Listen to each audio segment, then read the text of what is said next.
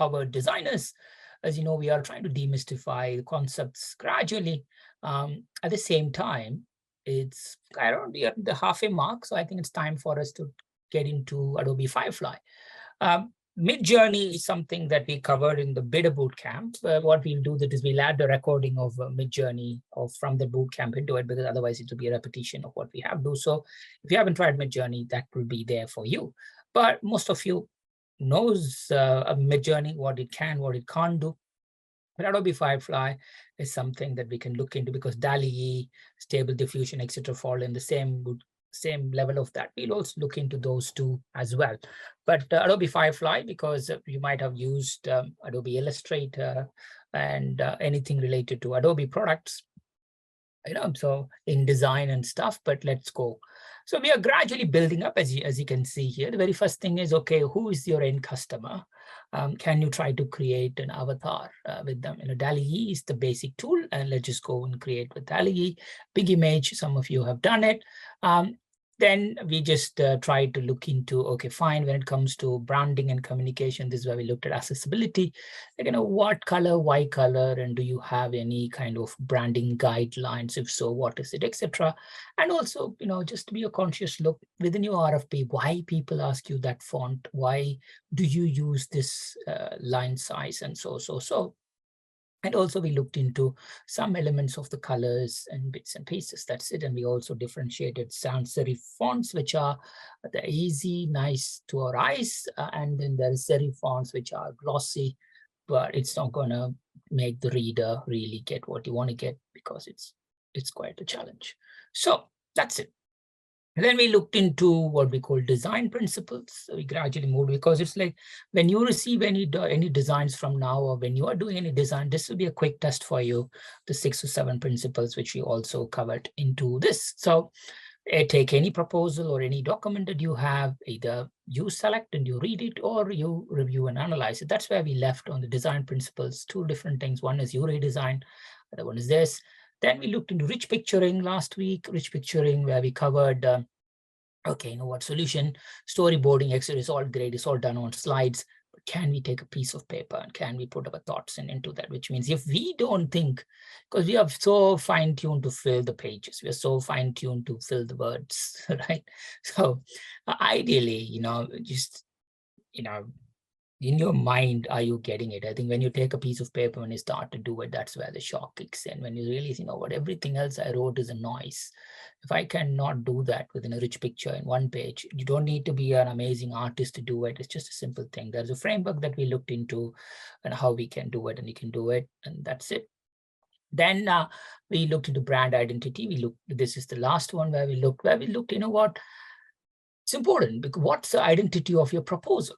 I just wanted to start to think, because your proposal is a brand in itself. Sometimes a proposal gets converted into a company, because that's it. You need to create a joint venture, you need to create a limited company, or you need to create an entity which meant if you already know, the people tend to look into that doing, if you already know what does this brand represents, then how are you going to do that? So we looked into whether you're going to work in a current employee or a main competitor. What do you feel about the brand? What colors did they use? Why did they use it? You already covered your stuff. But again, the perception of your brand within your company. There are a lot of companies who do that, what we call the voice of the customer surveys and stuff. We also do interviewing your customers, interviewing your prospects, etc. Just understand, it doesn't matter how great you are on running your company. That is a general perception. Why do they like and don't like? So we looked into some of the tools as well. And most importantly, you can also very, very simply, how quickly can you create brands? We looked at a few AI tools, signatures, and bits and pieces. And we covered some interesting branding framework. The branding framework that we use is called Personality, brand personality. It has inverted square, so you could use that, and you could just look accordingly. So that's where we left last time. And what I want to cover today is, there is enough of stuff, and I expected you to go back and do it. But now let's go back and pick a tool. Adobe Firefly, because, if you go back to Adobe Firefly, the very first page this is what you're going to get, which meant gradually they are building features. So in the past, Let's go one at a time. You have text to image on one side, very basic. If you know, it's like text to text, that how you are conversing with ChatGPT or Bard or Claude or Perplexity, or Quillbot or anything, whatever you use, the text to text. But this is text to image, which means how can you add a text to do it? It's much, much simpler than Midjourney. We will touch that. Generative fill is interesting where the images that you have created, you could actually take half of the image, or you can actually take a certain part of the image and you can just fill it up with something cool. Text effects is another thing that we'll also have a look, which is like, okay, the boring way of writing is you use a font and the font changes. Whereas you could write the same thing in a text and, with different fonts. For example, here in this image, you can see the entire font is written as leaves, or branches from a tree. So how can you do that? Flowers, you can nail it. The second one is generative recolor, which is like any image that's been colored in one color, you could do that on a different color. Again, you have a brand that's been done in blue and green, and if you want to convert that into red and orange, it's tough. You need to now you can have a generative, as it mentioned, means it's created by the algorithms, right? And now they're also doing what we call generative extension. That's a new feature that they launched recently. But again, it's been sent. They have a generative video as well. So for all these things, you will need to have you need to write to them and they give you access, and then you need to wait for like a few weeks for them to give you access. Once you get access, you can do it. I've been told that the videos are unbelievable. Adobe editing videos are unbelievable. What it used to take people hours and days to do something really cool, Adobe's Firefly's video editing actually does it in few hours. So definitely, if the artists and designers are scared of what AI can do, wait for the videos to kick in, right? So let's have a look at the text to image and we begin from there.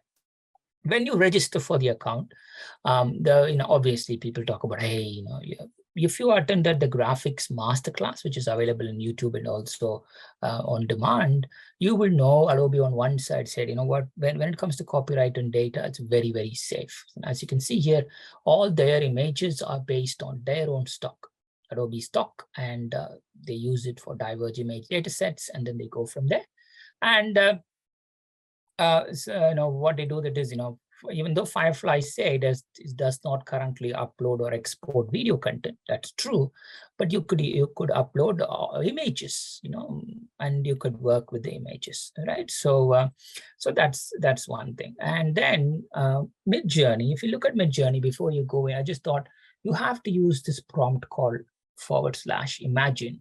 And then you just need to do all these things. And then what we covered in the Midjourney is you need to know what type of media quality you need to have, which is like, it needs to be in this resolution. That media type, is it a graphic? Is it an oil painting? Is it an artwork? Is it a photo? What is it?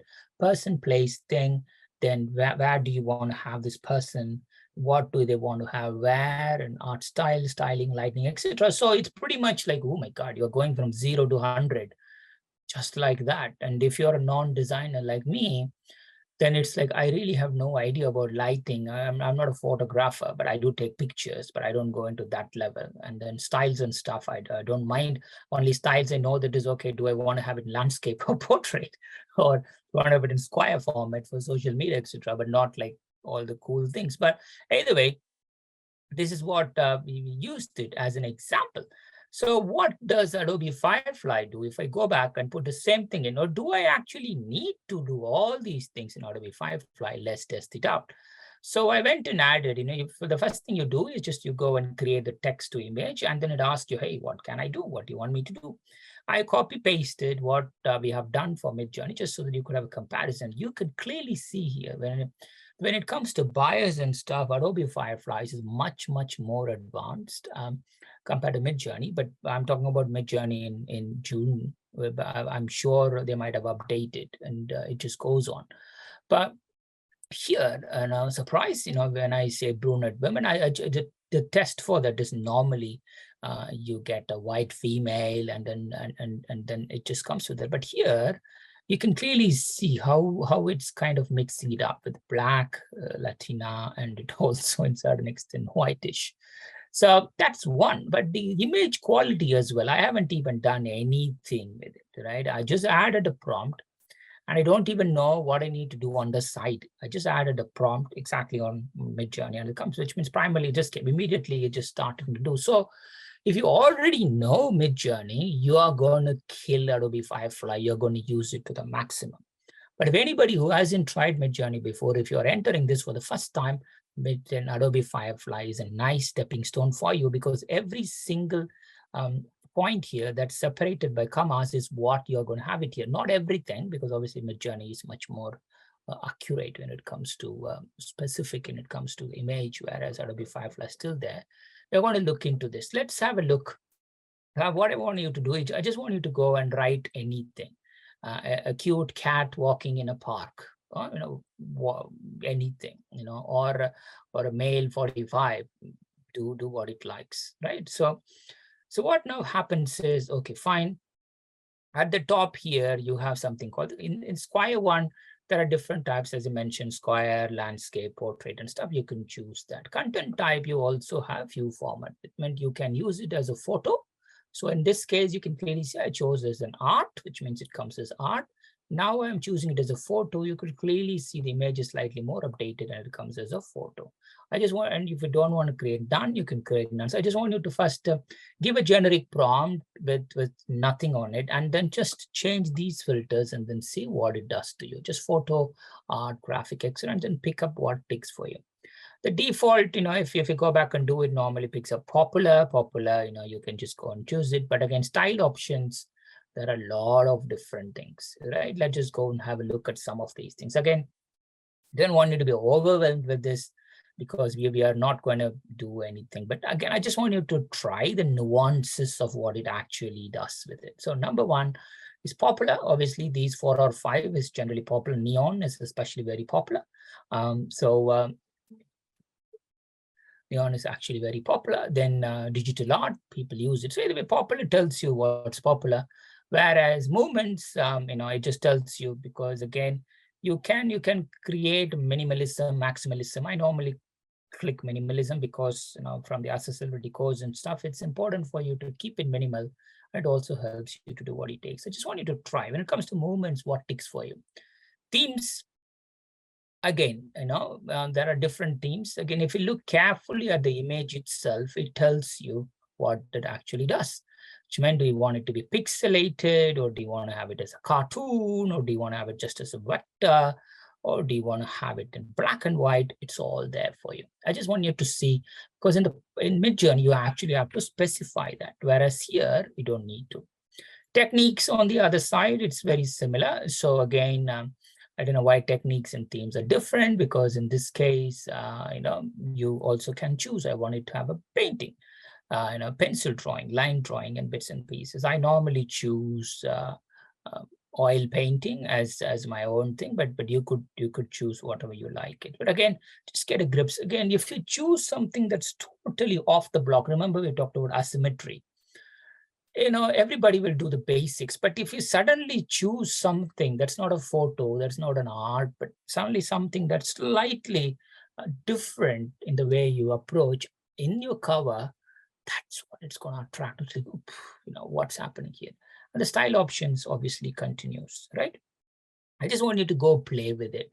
Add a couple of, it's much easier than Midjourney, but at the same time, Midjourney is Midjourney, because it has a lot of images, whereas here the samples are based on what Adobe only has it. But again, I just wanted to play with the style options is there. The next one is color tone. Again, these are some of the options. Golden hover is a very popular one. But again, when it comes to lighting, you can use the lighting of what type of lighting you want, low, high, but golden is popular. Again, when it comes to color, you could choose what color do you want. So I normally use vibrant color, so that's there. So again, choose what color you want. And then the angle, this is like, when you do a PowerPoint presentation, it tells you the animation, do you want to have top to bottom, left to right, so. Again, the image, do you want it to be just normal, where it's, or do you want it to go? I just want you to experiment this, because this is where anything that's slightly different, and when it's everything is symmetrical, people will say, they're much. But when you go wide angle, but when you go shot from below, shot from above, that's where it gets much more exciting for you. So these are some of the options. Once you have the image on the side, initially go with the default, but then play with the image and see what it takes for you. You could go slightly more creative. So car made up of flowers flying above airports. I tried it. So you can clearly see when you're talking about um, energy saving, when you're talking about cars that are eco, etc., why can't you do something like this? Simply an eco-friendly car. Imagine you had it as your cover with something. It just happens. Again, airport, why doing an airport? But again, I just want you to go and find, if your mind suddenly doesn't work, ask from ChatGPT, Bard, Claude, anything. Perplexity, not sure, but those three, just ask, hey, give me some creative ideas. Like this is the thing. So, I just wanted to be creative, so what can I do? Random, also use the word random. When it comes to random, like this, why does a car needs to be made of flowers? A car needs to be a car, right? In this case, you are just telling it's a friendly car, right? And a friendly car could very well replace an aeroplane when coming down. So anyway, it's just there. And this is the, I haven't even put, as you can see here, the style. There's no style. It's only art. I haven't even picked up and did anything close with it. So again, if you're running out of ideas, don't even think, oh my God, what do I need to do? Get these creative ideas from ChatGPT and Bard or Claude or anything and try to go. And let's go back to normal situation where in this case, obviously we work in healthcare a bit. But so here is an image that says doctors, cleaners, nurses, porters, hospital admin staff, all standing together and smiling, ultra realistic, etc. Obviously, it didn't pick up any of the messages I just gave it. It just picked up. It just picked up cleaner. It just only picked up doctors. If you had a look into that, this is exactly the same thing that happened in Midjourney as well. So because when you talk about hospitals, for some reason, the generative AI tools tend to think hospitals is for doctors. It doesn't think much about others. But again, it is what it is. But again, if you go back and spend 10 or 12 minutes with it, you are going to find much better picture. But in this case, you can clearly see, the options that I chose was it should be a photo, kind of an oil painting. That's why it's like this. You can make it as a photo, and which means it will be slightly more realistic, and you can go from there. So if you look at Midjourney, in Midjourney, you have two different numbers: U1, V1, U2, V2, U3, V3. What it meant is, do you want to upscale the image one, or do you want to, if you like version one, then we can create similar images like version one. So you can do the same here in Midjourney as well. So primarily, you can't, the upscale option is not there, which means you can't just do, you can upscale it your own based on the options that you have on the side. Whereas what you have here is show similar, which is similar to what you have on Midjourney. So this is going to be, so when you click the image, so in this case, I clicked image number 4, that's what you're having. And in the edit button, when I click it, it tells you generative fill, show similar, or use as a reference image. So if I use that as a reference image, then I can go and create something similar, something, that's a reference image, which means going forward, that's how it has to be. Show similar, obviously it shows similar. Let's have a look. So in this case, I just went back and created similar images, and similar images, obviously, this, the similar image agent goes back and then it created some similar images. That's it. So you can go back, iterate it, and you can find more and more of the similar images. But what's more interesting is what we call the generative fill. So generative fill, obviously, I didn't spend much time because I didn't want to go. Obviously, my designers and stuff stayed away from this, so I just need to work myself. So generative fill, if you click the generative fill option, then you are going to get this. The difference between this and this, I can tell you what you can do here is the add and subtract. Very first thing is you could subtract, right? You could go back and subtract. I can go and at the end of it, I'll actually log into Adobe Firefly and show you. So in this case, what I did was I removed this person and I removed this person, right? I just went. So similar, you can go and say subtract, and you went and shade.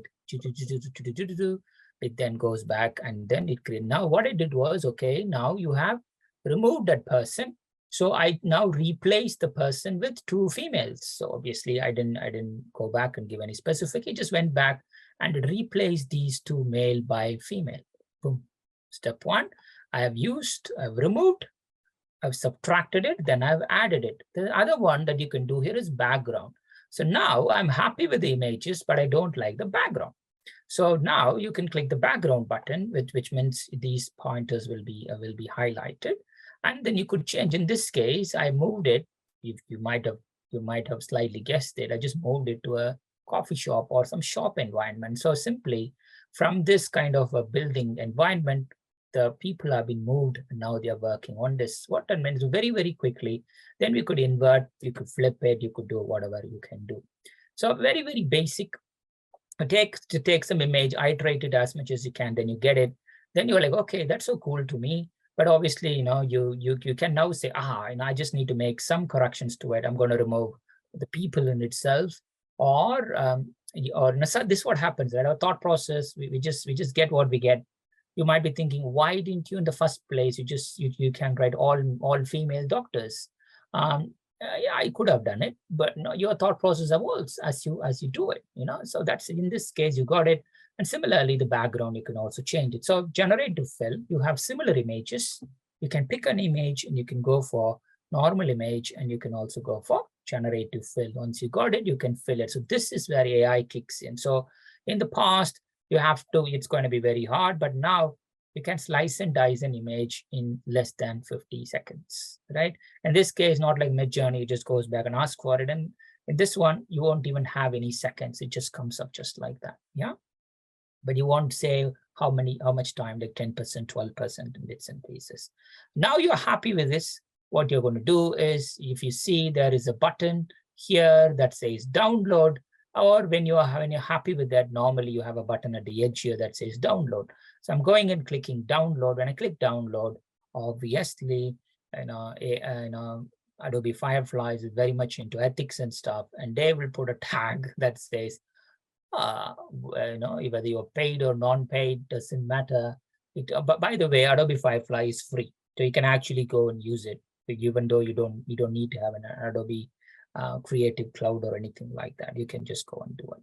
So in this case, I'm going to freeze this image. The very first image, I got it. So it kinds of, when I download it, it'll say, when downloading content generated Firefly, it's only going to say, Adobe will include content credential with an AI-generated content to let people know it was generated with AI. So this is it. If you go back to Dave for the Indian Independence Day, I posted that image was generated by Midjourney. Obviously, Midjourney doesn't create, it's generated by Midjourney, whereas Adobe does. So that's one thing. So you can just play with this and you can just do what it takes. But again, what I'm sure, this doesn't stop here, because it's just one part. Now you can take this generative AI content and you can add it to your Illustrator. You can add it to your InDesign and stuff, and you can edit this, and you can even remove that, and you can go from there and you can do something with it, right? So again, the second point, where we are, we looked into two things. Number one, we looked into text to image, and we also looked into generate to fill. What it also allows you, as I mentioned, is, and I actually don't, I don't want to create with AI, but I actually have an image, but I just want to use generative AI to update that image, right? In the past, I don't have a designer, and I'm going to sit and spend time with a designer, and designer will ask you, hey, I don't have the core image. So you always rely on the same designer because him or her has that source file, but you don't need anymore. You can just go back and do it in your own way. So primarily, it's still the case whether you could add text to it, it's something. But step two is, okay, you can upload an image and you can work with the image. In this case, if people who know 21 days sprint, I just had a simple play with it. So 21 days sprint is here. This is the image, I uploaded it. Then I did exactly the same thing, generative AI, where I just went on and primarily, I just used the tool, removed this text that's here and added some sharks and elements here that just tells you like how you can very, very quickly edit an image and still make it happen. how long it might have done. I should have a designer, I should do all these things, but that's it.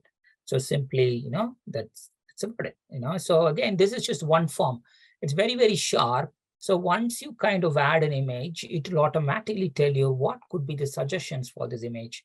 And it will keep on giving you the suggestions, even though you don't know, it will keep on giving you the suggestions. But when it asks you, okay, insert something else in there, that's where your creativity comes in. If your mind is not clear, you go back to ChatGPT or Bard or anything and then say, hey, you know what? I have an image on the top side. I have 2, 3 people. I need it to be creative. What do you think I should add? Get that thing, just add it here. You don't need any fancy prompts and stuff. It's very, very simple conversation. Again, what you have here is a text effects. Again, time and time again, you always get the same thing. You are writing a proposal, the very first, the cover image is something, you're writing it. This is the client, this is etc. You can actually do some very, very amazing text effects with this. In this case, you can write your name. The text effects is the third option in Adobe Firefly, where you can say, okay, fine, you could write what the text you want to add, what do you want to do with the text. In the demo, you clearly saw you could add leaves, you could add cards, you could do anything. In this case, I just add, okay, cherry blossom flowers, just add cherry blossom flowers. And primarily, it just tells you how deep do you want, how much text effects you want to add to it. You can go back and add to it. So simply, what it tells you is, yes, if you are writing a proposal that needs to be green, that talks about technology, cybersecurity, etc., and anything, people, children, you can clearly even have your text in a format that's inspired by the kind of industry that you work with, and you can add that in the front. It makes all it added at the back, added the cover. It's amazingly, it's just there for you. Again, all these things all these things are there.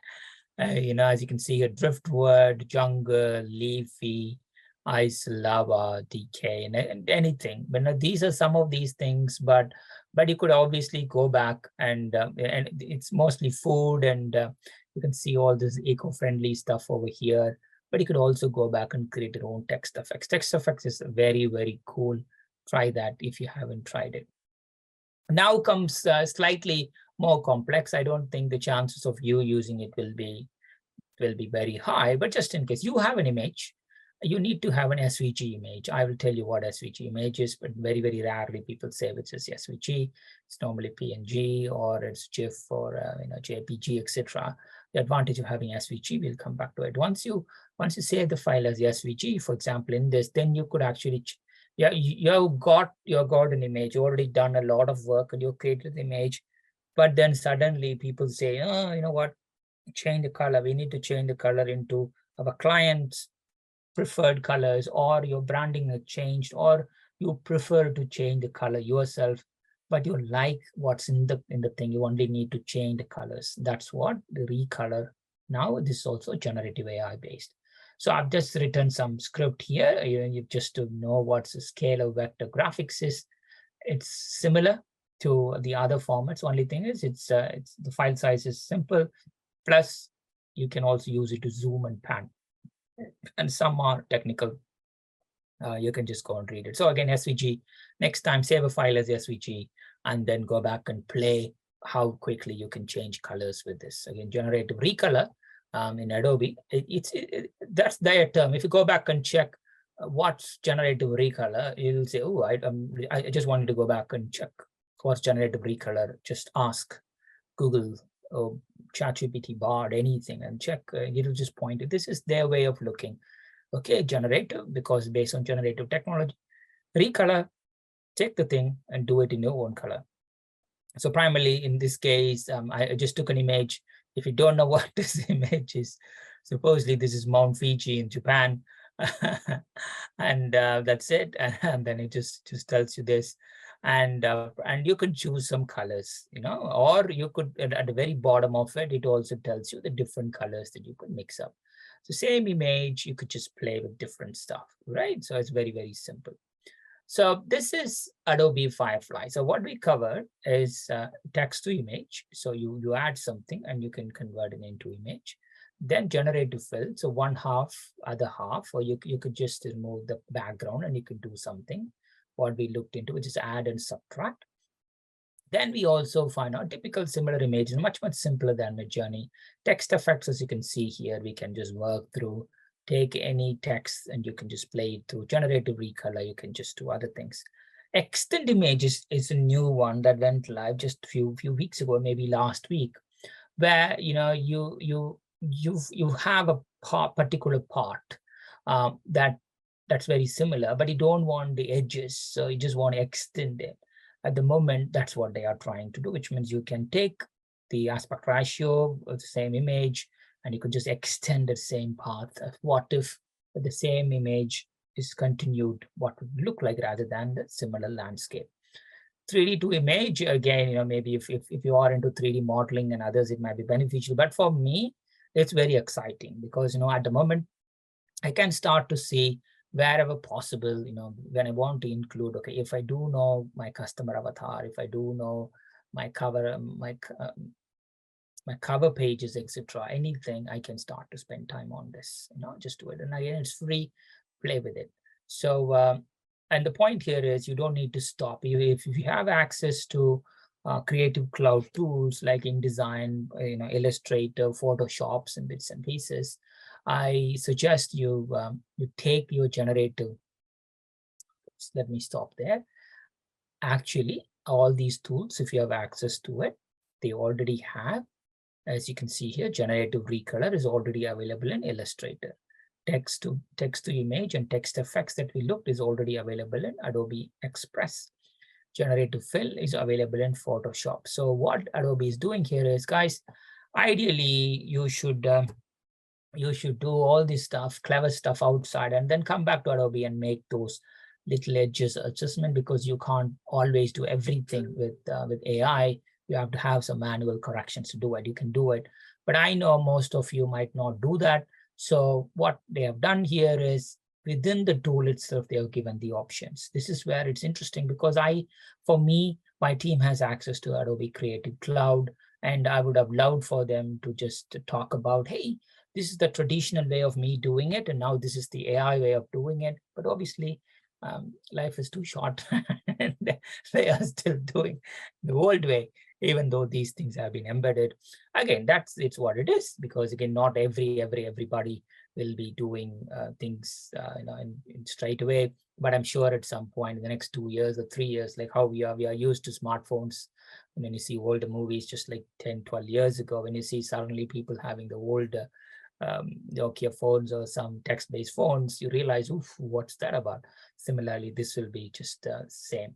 So, these tools have already been integrated into Adobe workflows. If you want to look, have a look. But otherwise, you can go back, as I mentioned here, you create the content from generated content, then you enhance Photoshop, Illustrator, you take that image and you play with it. So just a quick exercise for you, just summarize it. What's the tagline?